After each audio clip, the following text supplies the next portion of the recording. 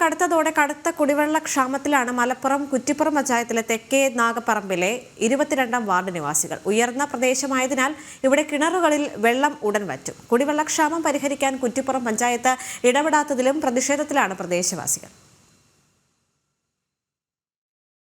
വേനൽ ആരംഭിച്ചപ്പോൾ മുതൽ തുടങ്ങിയതാണ് ഈ കോളനിക്കാരുടെ ദുരിതം.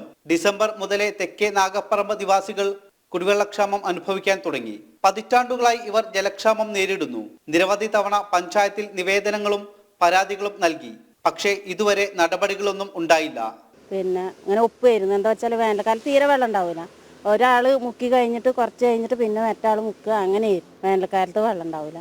ഭയങ്കര ബുദ്ധിമുട്ടാണ്. ജലക്ഷാമം രൂക്ഷമായതോടെ സേവാഭാരതിയുടെ ഇടപെടലിൽ വലിയ ജലസംഭരണി വച്ചിട്ടുണ്ട്.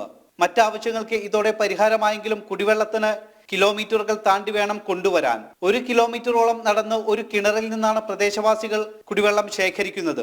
30ഓളം കുടുംബങ്ങളാണ് ഇങ്ങനെ കുടിവെള്ളക്ഷാമം നേരിടുന്നത്. കുളിക്കാനൊന്നും ഞങ്ങൾക്ക് വെള്ളമില്ല. കുളിക്കാനും കുടിക്കാനൊക്കെ ഞങ്ങൾക്ക് ബുദ്ധിമുട്ടാണ്. ഇവിടെ ഒരു കുളമുണ്ട്, അതിലേക്കാണ് പോകുന്നത്. ആകെ ചളി വെള്ളമാണ്. അപ്പോൾ ഞങ്ങൾക്ക് പിന്നെ കിണറുകളാണ്, പാടത്ത് കിണറുകൾക്കാണ്, അവിടേക്കാണ് കുളിക്കാൻ പോകുന്നത്. അവിടെ നിന്നാണ് ഞങ്ങളിപ്പോൾ മുക്കി കുളിക്കണത്. അപ്പോൾ കുളിക്കാനും കുടിക്കാനും ഒക്കെ ഞങ്ങൾക്ക് ബുദ്ധിമുട്ടാണ്. കുടിവെള്ളക്ഷാമം പരിഹരിക്കാൻ പഞ്ചായത്ത് ശാശ്വത നടപടികൾ സ്വീകരിക്കണമെന്നാണ് ഇവരുടെ പ്രധാന ആവശ്യം. വേനൽ കടുക്കുന്നതിനും മുൻപേ തുടങ്ങും ഈ തെക്കേ നാഗപ്പറമ്പിലെ കുടിവെള്ളക്ഷാമം. വർഷങ്ങളായി ഇത് അനുഭവിക്കുന്നുണ്ട്. പക്ഷേ അധികാരികൾ ആരും കണ്ണു തുറന്ന് കാണുന്നില്ല. നടുവട്ടത്ത് നിന്നും ക്യാമറമാൻ കൃഷ്ണകുമാറിനൊപ്പം ശിവദാസ് കൽമനം, ജനം.